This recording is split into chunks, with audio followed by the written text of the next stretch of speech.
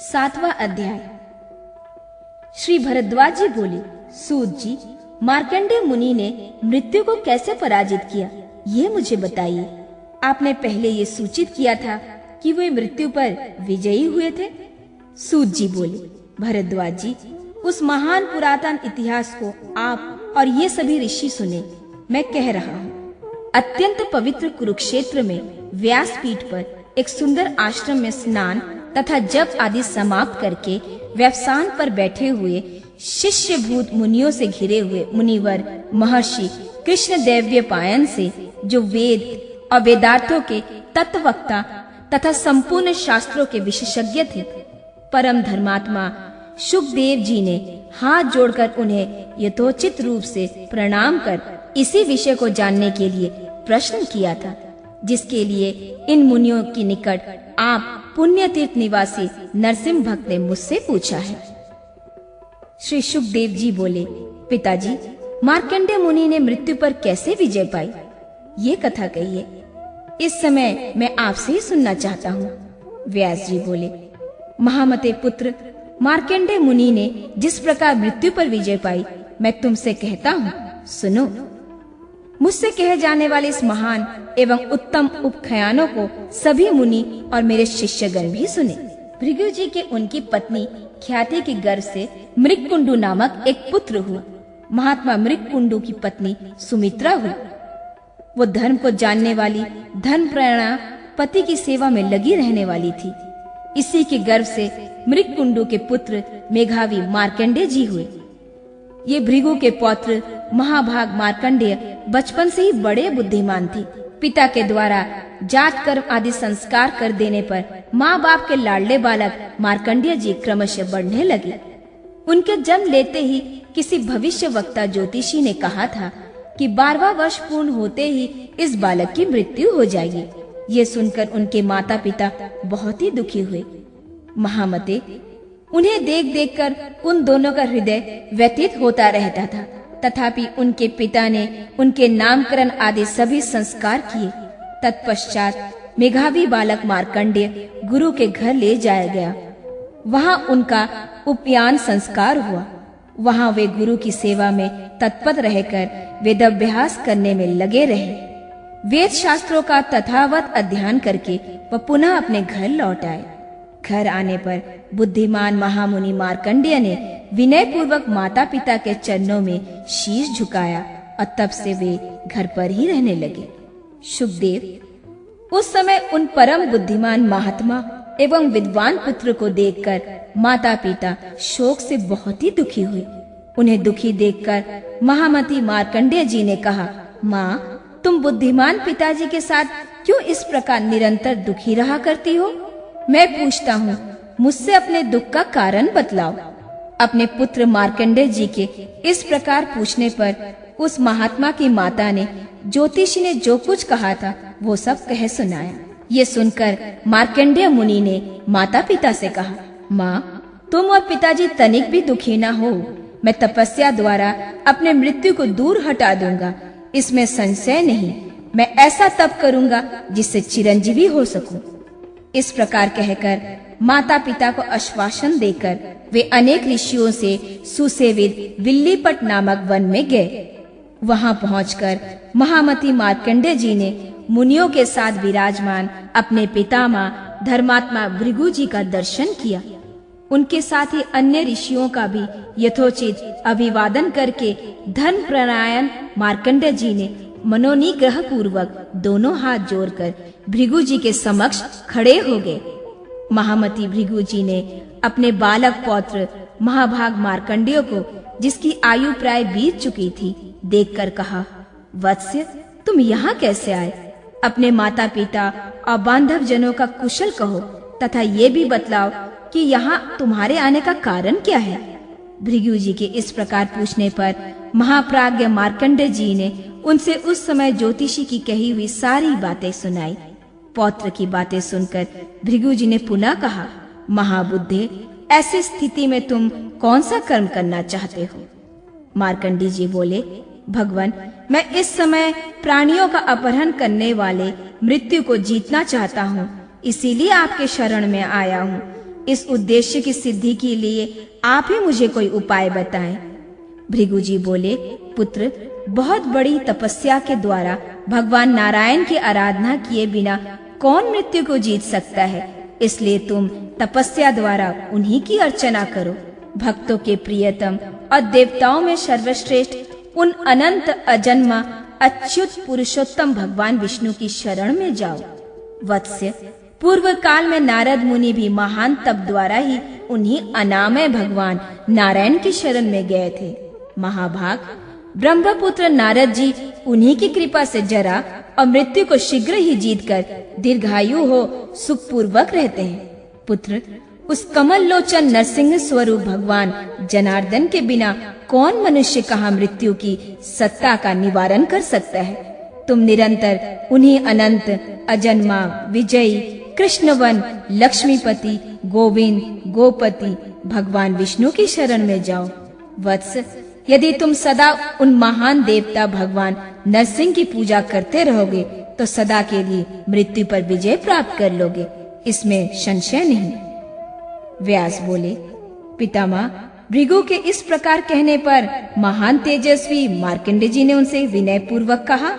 मार्कंडेय जी बोले, तात, गुरु, अपने विश्वपति भगवान विष्णु को आराध्य को बतलाया, परंतु मैं उन अच्युत की आराधना कहाँ और किस प्रकार करूं जिससे वो शीघ्र प्रसन्न होकर मेरी मृत्यु को दूर कर दे। भृगु जी बोले, सहाय पर्वत पर जो तुंगभद्रा नाम से विख्यात नदी है, वहाँ भद्रवट नामक वृक्ष के नीचे जगन्नाथ भगवान केशव की स्थापना कर क्रमशः गंध और पुष्प आदि से उनकी पूजा करो। इंद्रियों को मन में नियंत्रण कर मन को भी पूर्णतः संयम में रखते हुए एकाग्र चित हो ओम नमो भगवते वासुदेवाय इस 12 अक्षर मंत्र का जाप करो और अपने हृदय कमल में शंख चक्र गदा एवं पद्म धारण किए देवेश्वर भगवान विष्णु का ध्यान किया करो। जो देवादि देव शंख धन्वा विष्णु के इस 12 अक्षर मंत्र का जाप करता है, उसके ऊपर वह विश्व आत्मा प्रसन्न होते हैं। तुम भी इसका जाप करो, जिससे प्रसन्न होकर वो तुम्हारी मृत्यु दूर कर देंगे। व्यास जी कहते हैं, वत्स, भृगु जी के इस प्रकार कहने पर उन्हें प्रणाम करके मार्कंडेय जी सह्य पर्वत की शाखा से निकली हुई तुंगभद्रा के उत्तम तट पर विविध प्रकार के वृक्ष और लताओं से भरे हुए नाना भांति के पुष्पों से सुशोभित गुल्म लता वेणुओं से व्याप्त तथा अनेकों अनेक मुनिजनों से पूर्ण तपोवन में गए। वहां वे महामुनि ने देवेश्वर भगवान विष्णु की स्थापना करके क्रमशः गंध धूप आदि से उनकी पूजा करने लगे। भगवान की पूजा करते हुए वहां उन्होंने निरालय भाव से निराहार रहकर साल भर अत्यंत दुष्कर तप किया। माता का बतलाया हुआ निकट समय आने पर उस दिन महामती मार्कंडेय जी ने वहां स्नान करके पूर्वोक्त विधि से विष्णु की पूजा की और स्वास्तिक आसन बांध इंद्रिय समूह को मन में संयम कर विशुद्ध अंतकरण से युक्त हो प्राणायाम किया। फिर ओंकार के उच्चारण से हृदय कमल को विकसित करते हुए उसके मध्य भाग से क्रमशः सूर्य चंद्रमा तथा अग्निमंडल की कल्पना करके भगवान विष्णु का पाठ निश्चित किया और उस स्थान पर पीताम्बर तथा शंख चक्र गदा धारण करने वाले सनातन भगवान श्री कृष्ण की भाव में पुष्प से पूजा करके उसमें अपने चित्त को लगा दिया। फिर उस ब्रह्म स्वरूप श्री हरि का ध्यान करते हुए ओम नमो भगवते वासुदेवाय इस मंत्र का जाप करने लगे। व्यास जी कहते हैं, शुकदेव, इस प्रकार ध्यान करते हुए बुद्धिमान मार्कंडेय जी का मन उन देवादि देव जगदीश्वर में लीन हो गया। तदनंतर यमराज की आज्ञा से उन्हें ले जाने के लिए हाथों में पाश लिए हुए यमदूत वहां आए, परंतु भगवान विष्णु के दूतों ने उन्हें मार भगाया। शूलों से मारे जाने पर उस समय विप्रवार मार्कंडेय को छोड़कर भाग चले गए, ये कहते हुए, हम लोग तो लौट कर चले जा रहे हैं, परंतु अब साक्षात मृत्यु देवी यहाँ आएंगे। विष्णु दूत बोले, जहाँ हमारे स्वामी जगदीश्वर शंख ध्वना भगवान विष्णु का नाम जपा जाता हो, वहाँ उनकी क्या बिसात है। गरजने वालों में श्रेष्ठ काल, मृत्यु अथवा यमराज कौन होते हैं?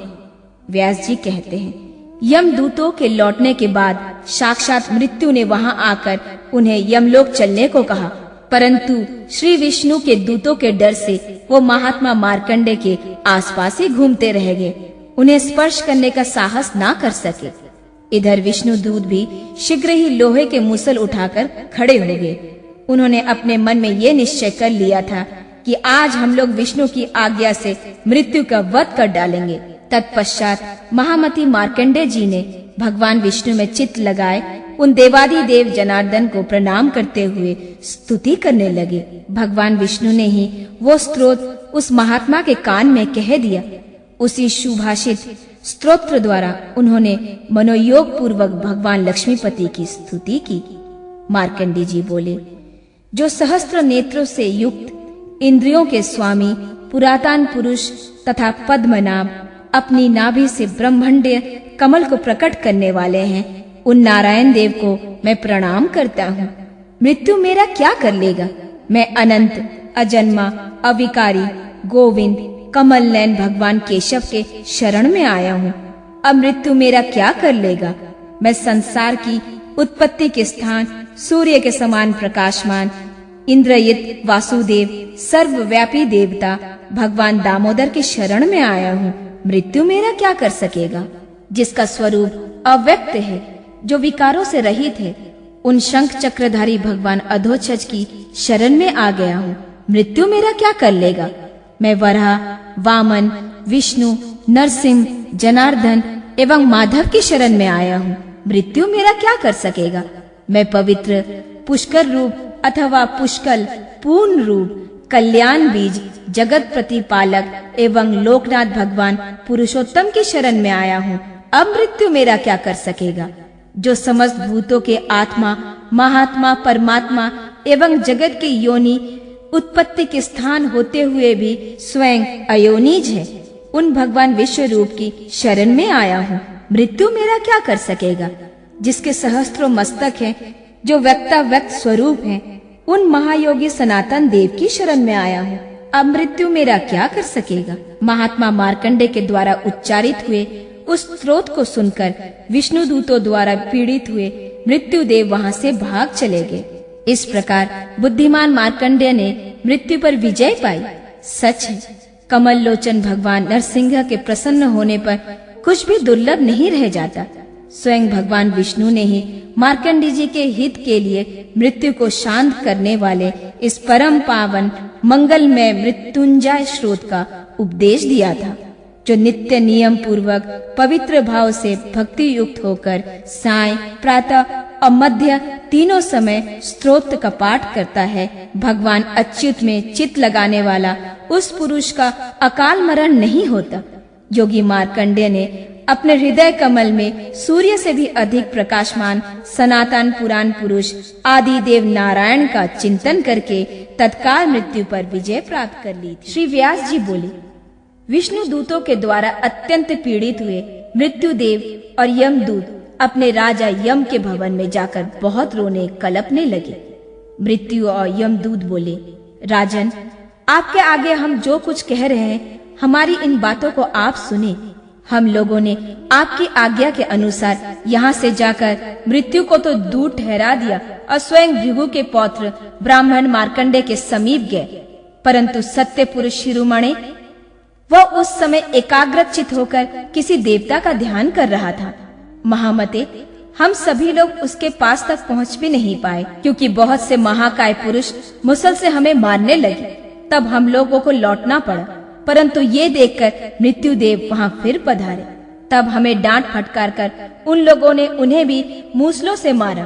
प्रभु, इस प्रकार तपस्या में स्थित हुए उस ब्राह्मण को यहाँ तक लाने में हम सब लोग समर्थ न हो सके। महाभाग, उस ब्राह्मण का जो तप है उसे आप बतलाइए। वह किस देवता का ध्यान कर रहा था और जिन लोगों को हमने मारा वो कौन थी? व्यास जी कहते हैं, महामते, मृत्यु तथा समस्त दूतों को इस प्रकार कहने पर महाबुद्धि सूर्य कुमार यम ने क्षण भर ध्यान करके कहा। यम बोले, मृत्यु तथा मेरे अन्य सभी किन्नर आज मेरी बात सुने। योग मार्ग समाधि के द्वारा मैंने इस समय जो कुछ जाना है वही सच बतला रहा हूँ। भृगु के पौत्र महाबुद्धिमान महाभाग मार्कंडेय जी आज के दिन अपनी मृत्यु जानकर मृत्यु को जीतने की इच्छा से तपोवन में गए थे। वहां उस बुद्धिमान ने भृगु जी के बतलाए हुए मार्ग के अनुसार भगवान विष्णु की आराधना एवं द्वादशाक्षर मंत्र का जाप करते हुए उत्कृष्ट तपस्या की है। दूतों, वे मुनि निरंतर योग युक्त होकर वहां एकाग्र चित्त से अपने हृदय में केशव का ध्यान कर रहे हैं। किंकरो, उस महान मुनि को भगवान विष्णु की ध्यान की महादीक्षी का ही बल प्राप्त है, क्योंकि जिसका मरण काल प्राप्त हो गया है उसके लिए मैं दूसरा कोई बल नहीं देखता। भक्त वत्सल, कमल लोचन भगवान विष्णु के निरंतर हृदयस्थ हो जाने पर उस विष्णु स्वरूप भक्तवत्सल रणत में पुरुष की ओर कौन देख सकेगा? वे पुरुष भी जिन्होंने तुम्हें बहुत मारा भगवान विष्णु के ही दूत थे। आज से जहाँ वैष्णव हो वहाँ तुम लोग ना जाना। उन महात्माओं के द्वारा तुम्हारा मारा जाना आश्चर्य की बात नहीं है। आश्चर्य तो ये है कि उन दयालु महापुरुषों ने तुम्हें जीवित रहने दिया है। भला नारायण के ध्यान में तत्पर हुए उस ब्राह्मण को देखने का भी साहस कौन कर सकता है? तुम महापापियों ने भगवान के प्रिय भक्त मार्कंडेय जी को यहाँ लाने का प्रयत्न किया है। यह अच्छा नहीं किया।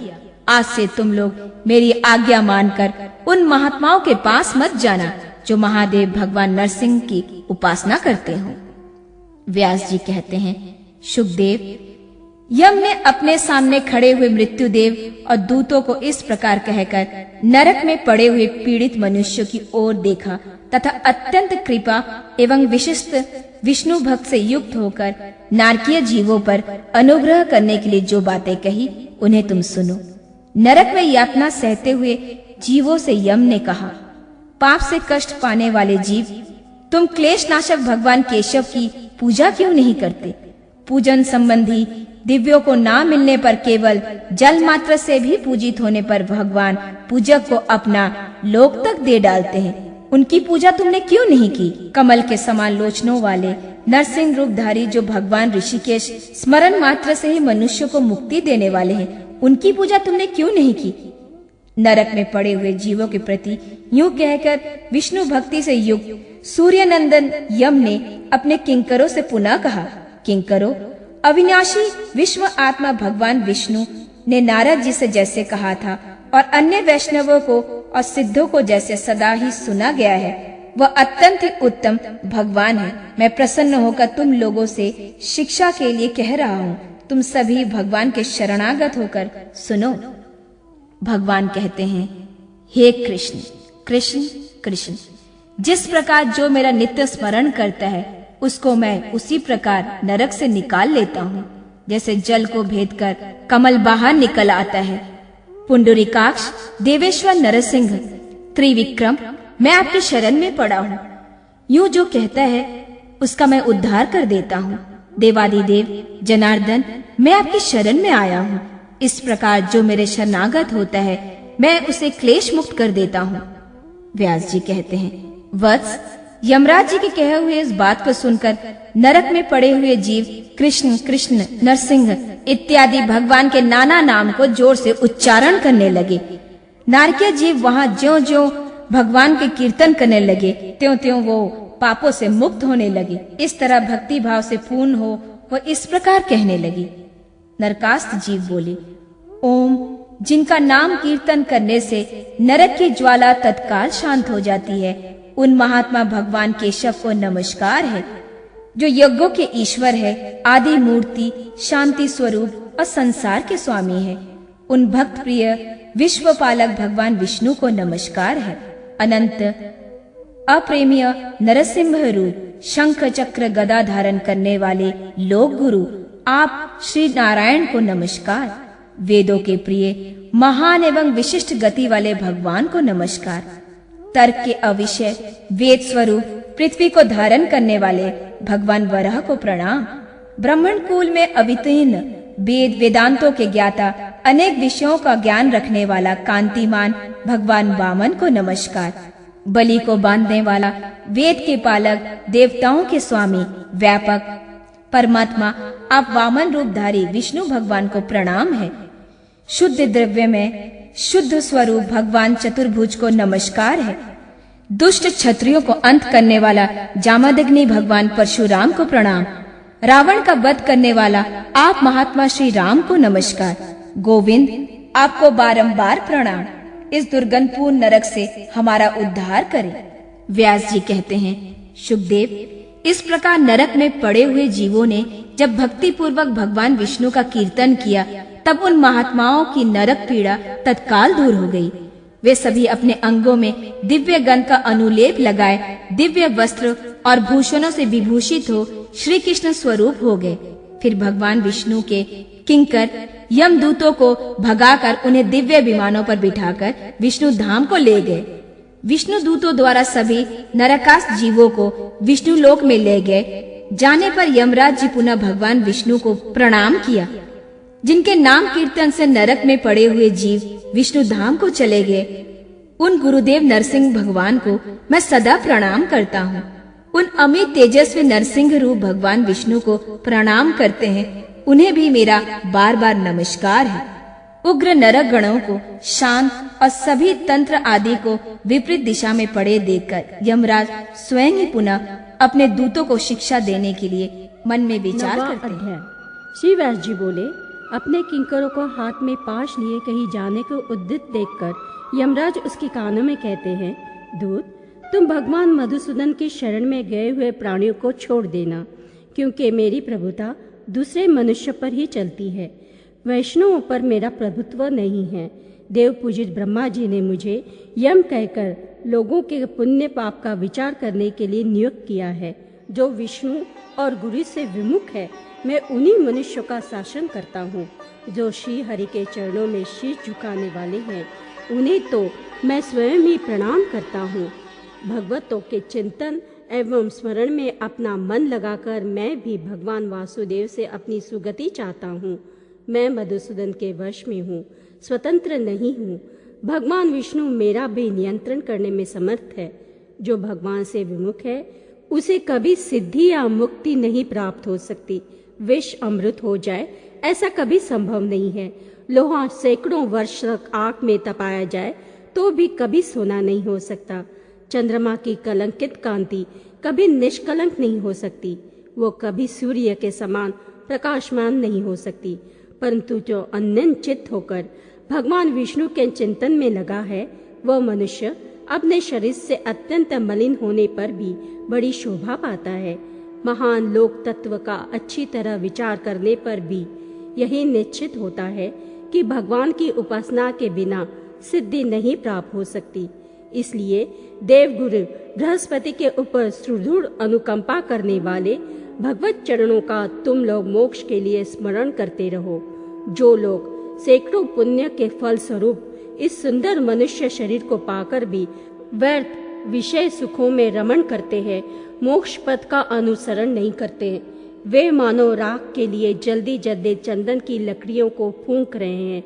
बड़े बड़े देवर्ष हाथ जोड़कर मुकुलित कर पंकज कोश द्वारा जिन भगवान के चरणारविंदों को प्रणाम करते हैं तथा जिनकी गति कभी और कहीं भी प्रतिहत नहीं होती, उन भव जन्म नाशक एवं सबके अग्रज सनातन पुरुष भगवान विष्णु को नमस्कार है। श्री व्यास जी कहते हैं, इस पवित्र यमाष्टक को जो पढ़ता अथवा सुनता है, वह सब पापों से मुक्त हो विष्णु लोक को चला जाता है। भगवान विष्णु की भक्ति को बढ़ाने वाला यमराज का यह उत्तम वचन मैंने इस समय तुमसे कहा है। अब पुनः उसी पुरानी कथा को अर्थात भृगु के पौत्र मार्कंड जी के पूर्व काल में जो कुछ किया था उसको कहूँगा। 10वां अध्याय। श्री व्यास जी कहते हैं, शुकदेव, इस प्रकार तपस्या द्वारा अपनी मृत्यु को जीतकर प्रशंसित व्रत वाले महाबुद्धिमान मार्कंड जी पिता के घर गए। वहाँ भृगु जी के विशेष आग्रह से धर्म पूर्वक विवाह करके उन्होंने विधि के अनुसार वेशशिरा नामक एक पुत्र उत्पन्न किया। तत्पश्चात निरामय अर्थात निर्विकार देवर्ष भगवान नारायण का यज्ञों द्वारा यजन करते हुए उन्होंने श्राद्ध से पितरों का और अन्नदान से अतिथियों का पूजन किया। इसके बाद पुनः प्रयाग में जाकर वहाँ के श्रेष्ठतम तीर्थ त्रिवेणी में स्नान करके महातेजस्वी मार्कंडेय जी ने अक्षय वट के नीचे तप करने लगे, जिनके कृपा प्रसाद से उन्होंने पूर्व काल में मृत्यु पर विजय प्राप्त की। उन्हीं देवाधिदेव के दर्शन की इच्छा से उन्होंने उत्कृष्ट तपस्या आरंभ की। दीर्घ काल तक केवल वायु पीकर तपस्या द्वारा अपने शरीर को सुखाते हुए वे महान तेजस्वी महाबुद्धिमान मार्कंड जी एक दिन गंध पुष्प आदि शुभ उपकरणों से भगवान वेणी माधव की आराधना करके उनके सम्मुख सस्त चित्त से खड़े हो गए और हृदय में उन्हीं शंख चक्र गदाधारी गरुध्वज भगवान विष्णु का ध्यान करते हुए उनकी स्तुति करने लगे। मार्कंड जी बोले, जो भगवान श्रेष्ठ नर नरसिंह और नरनाथ मनुष्य के स्वामी हैं, जिनकी भुजाएं लंबी हैं, नेत्र प्रफुल्ल कमल के समान विशाल हैं तथा चरणामृत असंख्य भूपतियों द्वारा पूजित है, उन पुरातन पुरुष भगवान विष्णु को मैं नमस्कार करता हूँ, जो संसार के पालक है, क्षीर समुद्र जिनका निवास स्थान है, जो हाथ में शारंग धनुष धारण किए रहते हैं, मुनि वृंद जिनकी वंदना करते हैं, जो लक्ष्मी के पति हैं और लक्ष्मी को निरंतर अपने हृदय में धारण करते हैं, उन सर्व समर्थ सर्वेश्वर अनंत तेजोमय भगवान गोविंद को मैं प्रणाम करता हूँ, जो अजन्मा सबके वर्णीय जन समुदाय के दुखों का नाश करने वाले गुरु पुराण पुरुषोत्तम एवं सबके स्वामी हैं, सहस्त्रों सूर्यों के समान जिनकी कांति है तथा जो अच्युत स्वरूप हैं, उन आदि माधव भगवान विष्णु को मैं भक्ति भाव से प्रणाम करता हूँ, जो पुण्यात्मा भक्तों के ही समक्ष सगुण साकार रूप से प्रकट होते हैं, सबकी परम गति है, भूमि लोक और प्रजाओं के पति है, पर अर्थात कारणों के भी परम कारण हैं तथा तीनों लोगों के कर्मों के साक्षी है, उन भगवान विष्णु को मैं नमस्कार करता हूँ, जो अनादि विधाता भगवान पूर्व काल में क्षीर समुद्र के भीतर अनंत नामक शेष नाग के शरीर रूपी सैया पर सोए थे।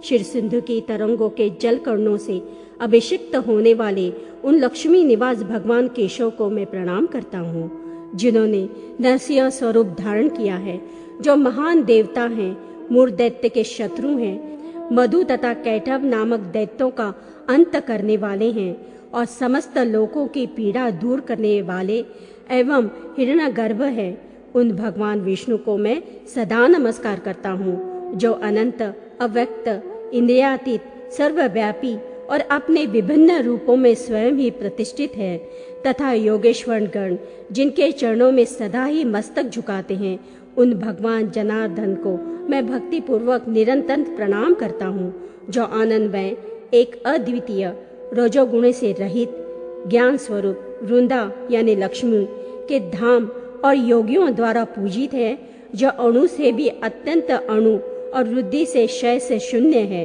उन भक्त प्रिय भगवान विष्णु को मैं प्रणाम करता हूँ।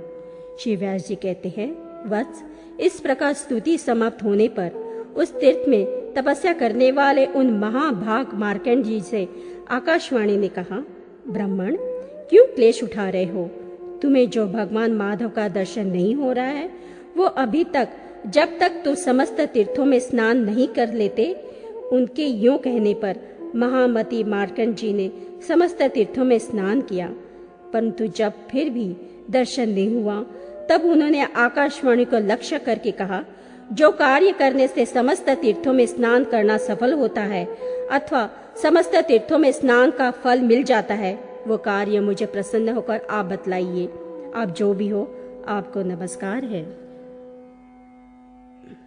आकाशवाणी ने कहा, विप्रेंद्र, सुवर, इस स्रोत से प्रभु और नारायण का स्तवन करो और किसी उपाय से तुम्हें समस्त तीर्थों का फल नहीं प्राप्त होगा। मार्कंड जी बोले, भगवान, जिसका तप करने से तीर्थ स्नान का संपूर्ण फल प्राप्त हो जाता है, वह तीर्थ फलदायक स्तोत्र कौन सा है, उसे ही मुझे बताइए। आकाशवाणी ने कहा, देवदेव माधव केशव, आपकी जय हो, जय हो। आपके नेत्र प्रफुल्ल कमल दल के समान शोभा पाते हैं। गोविंद गोपते, आपकी जय हो, जय हो। पद्मनाम वैकुंठ वामन, आपकी जय हो, जय हो। जय हो पद्म स्वरूप ऋषिकेश, आपकी जय हो। दामोदर अच्युत, आपकी जय हो। लक्ष्मीपति अनंत, आपकी जय हो। लोक गुरु आपकी जय हो, जय हो। शंख और गदा धारण करने वाले तथा पृथ्वी को उठाने वाले भगवान वाराह आपकी जय हो, जय हो। यज्ञेश्वर, पृथ्वी का धारण तथा पोषण करने वाले वाराह आपकी जय हो, जय हो। योग के ईश्वर, ज्ञाता और प्रवर्तक आपकी जय हो, जय हो। योग और धर्म के प्रवर्तक आपकी जय हो, जय हो। कर्म प्रिय यज्ञेश्वर, अज्ञान आपकी जय हो, जय हो, जय हो। उत्तम ब्राह्मणों की वंदना करने, उन्हें सम्मान देने वाले देवता आपकी जय हो। और नारद जी को सिद्धि देने वाले परमेश्वर आपकी जय हो। पुण्यवानों के आश्रम, वैदिक वाणी के चरम, तात्पर्य भूत एवं वेदोक्त कर्मों के परम आश्रय नारायण आपकी जय हो, जय हो। चतुर्भुज आपकी जय हो। दैत्यों को भय देने वाले श्रीदेव आपकी जय हो, जय हो। सर्वज्ञ सर्वात्मन आपकी जय हो। सनातन देव, कल्याणकारी भगवान आपकी जय हो, जय हो। महादेव, विष्णु, अधोक्षज, देवेश्वर, आप मुझ पर प्रसन्न होइए और आज मुझे अपने स्वरूप का प्रत्यक्ष दर्शन कराइए। श्री व्यास जी कहते हैं, शुकदेव, आकाशवाणी के कथनानुसार जब बुद्धिमान मार्कंडेय जी ने इस प्रकार भगवान योग का कीर्तन किया, तब पीताम्बरधारी भगवान जनार्दन वहां प्रकट हो गए। वे सनातन भगवान विष्णु हाथों में शंख, चक्र और गदा लिए समस्त आभूषणों से भूषित हो अपने तेज से संपूर्ण दिशाओं को प्रकाशित कर रहे थे। भृगुवंश को आनंदित करने वाले मार्कंडेय जी ने भगवान को, जिनका दर्शन चिरकाल से प्रतीत था, सहसा सामने प्रकट हुआ देख भक्ति विवश हो भूमि पर मस्तक रखकर प्रणाम किया। भूमि पर गिर गिरकर बारंबार साष्टांग प्रणाम करके खड़े हो महामना मार्कंडेय दोनों हाथ जोड़कर सामने उपस्थित हुए भगवान की इस प्रकार स्तुति करने लगे। मार्कंडेय जी बोले, महामना, महाकाय, महामते, महादेव, महायशस्वी, देवादिदेव, आपको नमस्कार है। ब्रह्मा, इंद्र, चंद्रमा तथा रुद्र निरंतर आपके युगल चरणाविंदों की अर्चना करते हैं। आपके हाथ में शोभाशाली कमल सुशोभित होता है।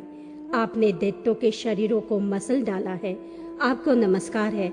आप अनंत नाम से विख्यात शेषनाग के शरीर की शैया को अपने संपूर्ण अंग समर्पित कर देते हैं, उसी पर शयन करते हैं। सनत, सनातन और सनत कुमार आदि योगजन अपने नेत्रों की दृष्टि को नासिका के अग्रभाग पर स्थिर करके नित्य निरंतर जिस मोक्ष तत्व का चिंतन करते हैं वह आप ही हैं।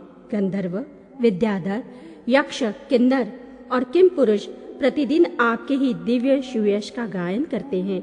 नरसिंह, नारायण, पद्मनाभ, गोविंद, गिरिराज, गोवर्धन की कंदरा में क्रीड़ा विश्राम आदि के लिए निवास करने वाले योगीश्वर, देवेश्वर, जलेश्वर और महेश्वर, आपको नमस्कार है।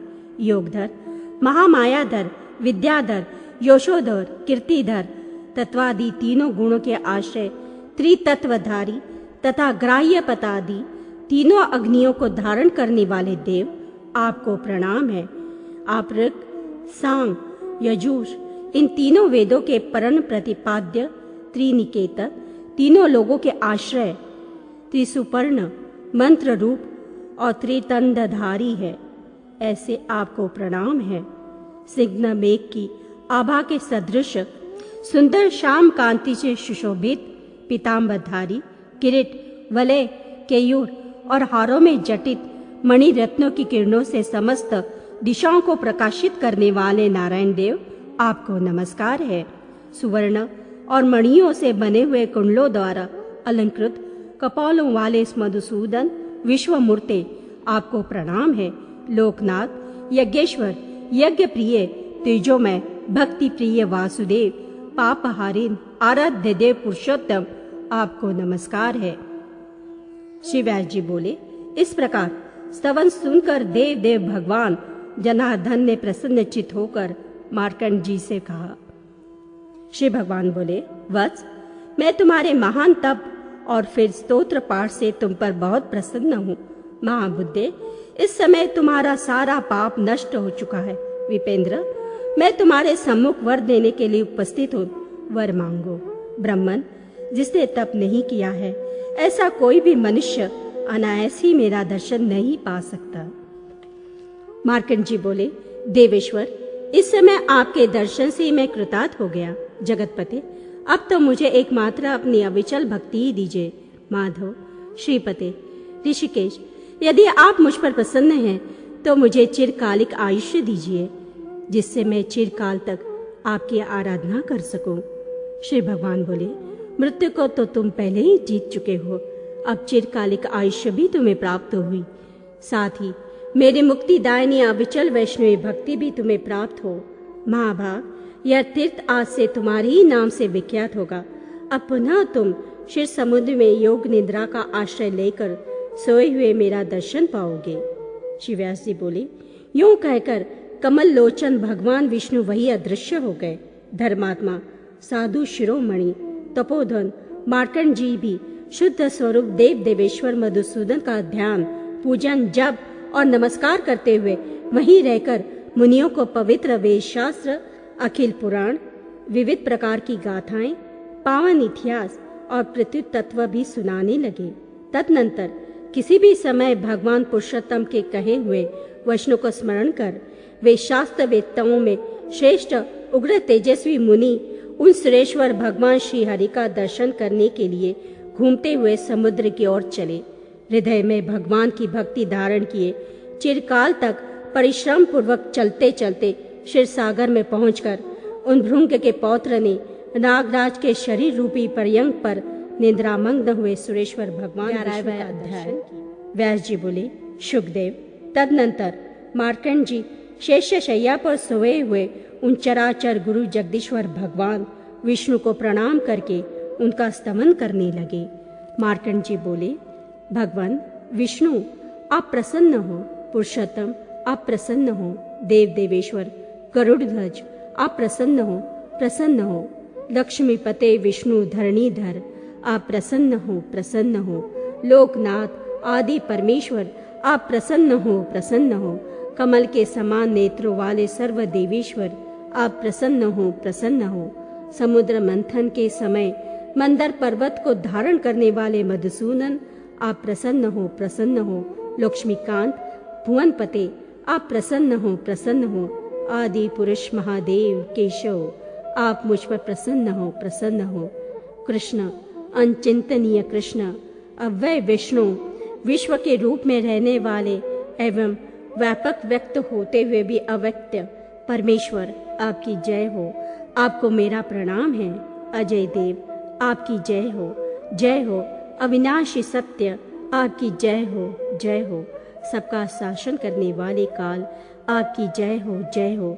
सर्वमय, आपकी जय हो, आपको नमस्कार है। यज्ञेश्वर नाथ, व्यापक विश्वनाथ, आपकी जय हो, जय हो। स्वामिन भूतनाथ, सर्वेश्वर विभो, आपकी जय हो, जय हो। विश्वपते नाथ, कार्य दक्ष ईश्वर, आपकी जय हो, जय हो। आपको प्रणाम है। पापहारी अनंत, जन्म तथा वृद्धावस्था के भय को नष्ट करने वाले देव, आपकी जय हो, जय हो। भद्र, अति भद्र, ईश, कल्याणमय प्रभो, आपकी जय हो, जय हो। आपको नमस्कार है। कामनाओं को पूर्ण करने वाले ककुस्थ कुलोत्पन्न श्री राम, सम्मान देने वाले माधव, आपकी जय हो, जय हो। देवेश्वर शंकर, लक्ष्मीपति, आपकी जय हो, जय हो। आपको नमस्कार है। कुमकुम के समान अरुण कांति वाले कमल नयन, आपकी जय हो, जय हो। चंदन से अनुलिप्त श्री अंगों वाले श्री राम, आपकी जय हो, जय हो। आपको नमस्कार है। देव जगन्नाथ, देवकी नंदन, आपकी जय हो, जय हो। सर्वगुरु ज्ञान योग्य शंभो, आपकी जय हो, जय हो। आपको नमस्कार है। नील कमल की सी आभा वाले श्याम सुंदर, सुंदरी श्री राधा के प्राण वल्लभ, आपकी जय हो, जय हो। सर्वांग सुंदर वंदनीय प्रभो, आपको नमस्कार है। आपकी जय हो, जय हो। सब कुछ देने वाले सर्वेश्वर, कल्याणदायी सनातन पुरुष, आपकी जय हो, जय हो। भक्तों की कामनाओं को देने वाले प्रभुवर, आपकी जय हो। आपको नमस्कार है। जिनके नाभ से कमल प्रकट हुआ है तथा जो कमल की माला पहने हुए हैं, उन भगवान को नमस्कार है। लोकनाथ वीरभद्र, आपको बार बार नमस्कार है। चतुर्व्यूह स्वरूप जगदीश्वर, आप त्रिभुवन नाथ देवाधिदेव नारायण को नमस्कार है। पीताम्बरधारी वासुदेव को प्रणाम है, प्रणाम है।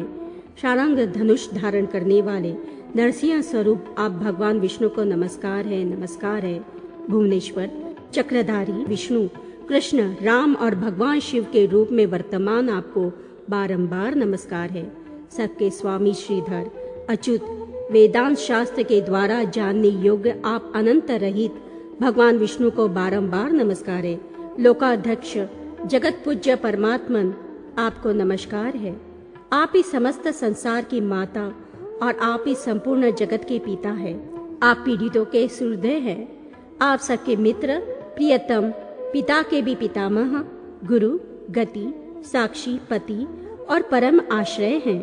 आप ही ध्रुव, वशटकर्ता, हवि, हुताशन यानी अग्नि, शिव, वसु, धाता, ब्रह्मा, सूर्यराज, इंद्र, यम, सूर्य, वायु, जल, कुबेर, मनु, दिन रात, रजनी, चंद्रमा, धृति, श्री, कांति, क्षमा और धराधर शेषनाग हैं। चराचर स्वरूप मधुसूदन, आप ही जगत के सृष्टा, शासक और संहारक हैं तथा आप ही समस्त संसार के रक्षक हैं। आप ही करण, कारण, कर्ता और परमेश्वर हैं। हाथ में शंख, चक्र और गदा धारण करने वाले माधव, आप मेरा उद्धार करें। कमल दल लोचन प्रियतम, शेष शैया पर शयन करने वाले पुरुषोत्तम, आपको ही मैं सदा भक्ति के साथ प्रणाम करता हूँ। देव, जिससे शिववत्स चिन्ह शोभा पाता है, जो जगत का आदि कारण है, जिसका वर्ण श्यामल और नेत्र कमल के समान है तथा जो कली के दोषों को नष्ट करने वाला है, आपके उसी विग्रहों को मैं नमस्कार करता हूँ। जो लक्ष्मी जी को अपने हृदय में धारण करते हैं, जिनका शरीर सुंदर है, जो दिव्य माला से विभूषित है, जिसका पृष्ठ देश सुंदर और भुजाएं बड़ी बड़ी हैं, जो सुंदर आभूषणों से अलंकृत हैं, जिनकी नाभि से पद्म प्रकट हुआ है, जिनके नेत्र कमल दल के समान सुंदर और विशाल है, नासिका बड़ी ऊंची तथा लंबी है, जो नील मेघ के समान श्याम है, जिनकी भुजाएं लंबी, शरीर सुरक्षित और वक्षस्थल रत्नों के हार से प्रकाशमान है, जिनकी भुएं, ललाट और मुकुट सभी सुंदर हैं, दांत चिकने और नेत्र मनोहर हैं, जो सुंदर भुजाओं और रुचिर अरुण अधरों से सुशोभित है, जिनके कुंडल रत्न जड़ित होने के कारण जगमगा रहे हैं, कंठ वर्तुलाकार है और कंधे मासल हैं। उन रसिक शेखर श्रीधर हरि को नमस्कार है, जो अजन्मा एवं नित्य होने पर भी सुकुमार स्वरूप धारण किए हुए हैं, जिनके केश काले काले और घुंघराले हैं, कंधे ऊंचे और वक्षस्थल विशाल हैं, आंखें कानों तक फैली हुई हैं, मुखारविंद सुवर्णमय कमल के समान परम सुंदर है, जो लक्ष्मी के निवास स्थान एवं सबके शासक है, संपूर्ण लोगों के सृष्टा और समस्त पापों को हर लेने वाले हैं, समग्र शुभ लक्षणों से संपन्न और सभी जीवों के लिए मनोहर हैं, तथा जो सर्वव्यापी, अच्युत, ईशान, अनंत एवं पुरुषोत्तम हैं, वरदाता, कामपूरक, कमनीय, अनंत, मधुरभाषी एवं कल्याण स्वरूप है।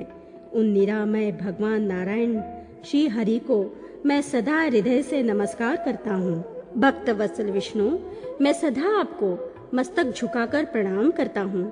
इस भयंकर एकावर्ण में जो प्रलयकालिक वायु की प्रेरणा से विशुद्ध एवं चंचल हो रहा है, सहस्त्र फणों से सुशोभित अनंत नामक शेषनाग के शरीर की विचित्र एवं रमणीय शैया पर, जहाँ मंद मंद वायु चल रही है, आपकी भुजपाशा में बंधी हुई श्री लक्ष्मी जी से आप सेवित है। मैंने इस समय सर्वस्वरूप आपके रूप का यहाँ पर जी भर कर दर्शन किया है। इस समय आपकी माया से मोहित होकर मैं अत्यंत दुख से पीड़ित हो रहा हूँ।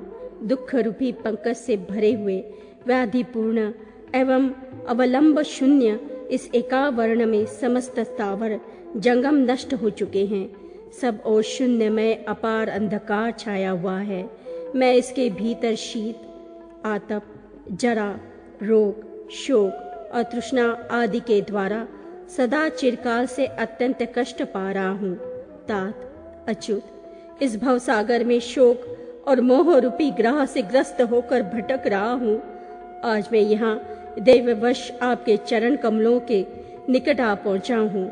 इस महाभयानक दुस्तर एकावर्ण में बहुत काल तक भटकते रहने के कारण दुख पीड़ित एवं थका हुआ मैं आज आपकी शरण में आया हूँ। महामाही कमललोचन भगवान विष्णु, आप मुझ पर प्रसन्न हो। कुलनंदन कृष्ण, आप विश्व की उत्पत्ति स्थान, विशाल लोचन, विश्वोत्पादक और विश्वात्मा हैं। अतः दूसरे की शरण में न जाकर एकमात्र आप ही के शरण में आए हुए मुझ आतुर का आप कृपा पूर्वक यहाँ उद्धार करें। पुराण पुरुषोत्तम पुंडरीक लोचन, आपको नमस्कार है। कज्जल के समान श्याम कांति वाले ऋषिकेश, माया के आश्रय भूत महेश्वर, आपको नमस्कार है। महाबाहो, संसार सागर में डूबे हुए मुझ शरणागत का उद्धार कर दे। वरदाता ईश्वर गोविंद, क्लेश रूपी महान ग्रहों से भरे हुए, दुख और क्लेशों से युक्त दुस्तर एवं गहरे भवसागर में गिरे हुए मुझ दीन अनाथ एवं कृपण का उद्धार करे। त्रिभुवन नाथ विष्णु और धरणीधर अनंत को नमस्कार है। देव देव श्री वल्लभ, आपको बारंबार नमस्कार है। कृष्ण कृष्ण, आप दयालु और आश्रयहीन के आश्रय हैं। मधुसूदन, संसार सागर में निमग्न हुए प्राणियों पर आप प्रसन्न हो। आज मैं एक अद्वितीय आदि पुराण पुरुष जगदीश्वर, जगत के कारण, अच्युत स्वरूप, सबके स्वामी और जन्म जरा एवं पीड़ा को नष्ट करने वाले देवेश्वर परम सुंदर लक्ष्मीपति भगवान जनार्दन को मैं नमस्कार करता हूँ, जिनकी भुजाएं बड़ी हैं, जो श्याम वर्ण, कोमल, शोभन, सुमुख और कमल दल लोचन है। क्षीर सागर की तरंग भंगिन के समान जिनके लंबे लंबे घुंघराले केश हैं, उन परम कमनीय सनातन ईश्वर भगवान विष्णु को मैं प्रणाम करता हूँ। भगवान, वही जिह्वा सफल है जो आप श्री हरि का स्तवन करती हैं, वही चित्त सार्थक है जो आपके चरणों में समर्पित हो चुका है, तथा केवल वही हाथ श्लाघ्य है जो आपकी पूजा करते हैं। गोविंद, हजारों जन्मांतरों में मैंने जो जो पाप किए हो, उन सबको आप वासुदेव इस नाम का कीर्तन करने मात्र से हर लीजिए। व्यास जी बोले, तदनंतर बुद्धिमान मार्कंडेय मुनि के इस प्रकार स्तुति करने पर गरुड़ चिन्हांकित ध्वजा वाले विश्वात्मा भगवान विष्णु ने संतुष्ट होकर उनसे कहा। श्री भगवान बोले, विप्र भृगनंदन, मैं तुम्हारी तपस्या और स्तुति से प्रसन्न हूँ। तुम्हारा कल्याण हो। तुम मुझसे वर मांगो, मैं तुम्हें मुंह मांगा वर दूंगा। मार्कंडी जी बोले, देवेश्वर, यदि आज आप मुझ पर प्रसन्न हैं तो मैं यही मांगता हूँ कि आपके चरण कमलों में मेरी भक्ति सदा बनी रहे। इसके सिवा एक दूसरा वर भी मैं मांग रहा हूँ। देवेश्वर, जगतपते, जो इस स्तोत्र से आपकी नित्य स्तुति करे, उसे आप अपने वैकुंठ धाम में निवास प्रदान करें। पूरे काल में तपस्या करते हुए मुझको जो आपने दीर्घायु होने का वरदान दिया था, वह सब आज आपके दर्शन से सफल हो गया। देवेश भगवान, अब मैं आपके चरणारविंदा को पूजन करता हुआ जन्म और मृत्यु से रहित होकर यहाँ ही नित्य निवास करना चाहता हूँ। श्री भगवान बोले, भृगुश्रेष्ठ, मुझ में तुम्हारी अनन्य भक्ति बनी रहे तथा साधु शिरोमणि, समय आने पर इस भक्ति से तुम्हारी मुक्ति भी अवश्य ही हो जाएगी। तुम्हारे कहे हुए इस स्तोत्र का जो लोग नित्य प्रातः काल और संध्या के समय पाठ करेंगे, वे मुझ में सुदृढ़ भक्ति रखते हुए मेरे लोक में आनंद पूर्वक रहेंगे।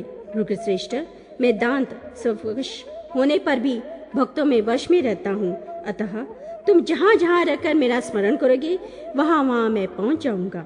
श्री व्यास जी बोले, मुनिवर मार्कंडेय से यों कहकर भगवान लक्ष्मीपति मौन हो गए तथा वे मुनि इधर उधर विचरते हुए सर्वत्र भगवान विष्णु का साक्षात्कार करने लगे। विप्र, बुद्धिमान मार्कंडेय मुनि के इस चरित्र का, जिसे पूर्व काल में उन्होंने स्वयं ही मुझसे कहा था, मैंने तुमसे वर्णन किया। जो लोग भृगु के पौत्र मार्कंड जी से इस पुरातन चरित्र का भगवान विष्णु में भक्ति रखते हुए नित्य पाठ करते हैं, वे पापों से मुक्त हो भक्तों से पूजित होते हुए भगवान नरसिंह के लोक में निवास करते हैं।